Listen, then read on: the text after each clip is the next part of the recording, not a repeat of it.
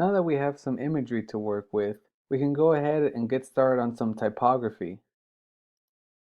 So, for this poster, what I did was that I actually made the typography part of the image, which is something that you can do as well.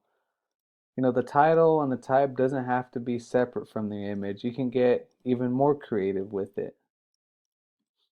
So, the way I did this was that I had morphed the type for it to flow like water and go with the shape of the balloon. So the way you can do this is if you click up here, which is the make envelope, you can actually warp your type, which is really cool. There are so many options and fun ways to make this happen. And you can even do it manually by choosing make with mesh and choose exactly how in depth you want to take it. So you kind of made different pieces to it that you can morph, and it's a lot of fun.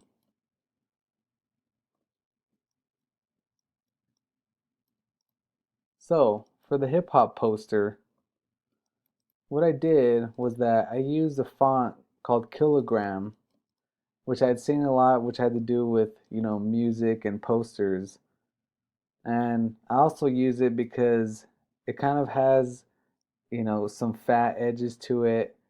And that combined with the arrows that I added in here, I wanted to give it almost, a feel and a nod to the graffiti that was going on back in the day with hip hop.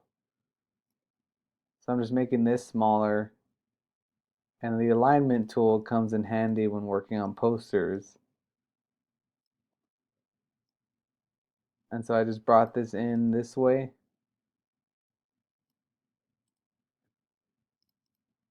And there we go, the poster's coming along. We have a central image to work with and typography to connect it all together.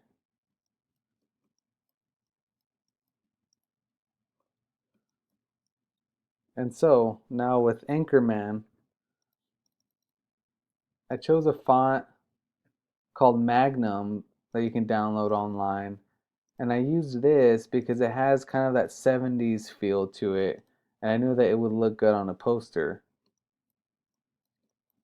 And so I used kind of an off-white for the color to kind of have again like a throwback 70s feel. And I added in these yellow bars because this type setup is what they actually have on the Anchorman DVD cover, but I just wanted to use different fonts so that it's not the same. And then I added in these rectangles, but what I did too was that since this type is really rounded and this rectangle has some harsh corners, what you can do too is that these little circles in the corners, you can actually bring them in and round your rectangle. Also, you can choose the rounded rectangle tool and make them that way. So there are different options to get this done. So again, kind of bring it to the top. Now it's centered.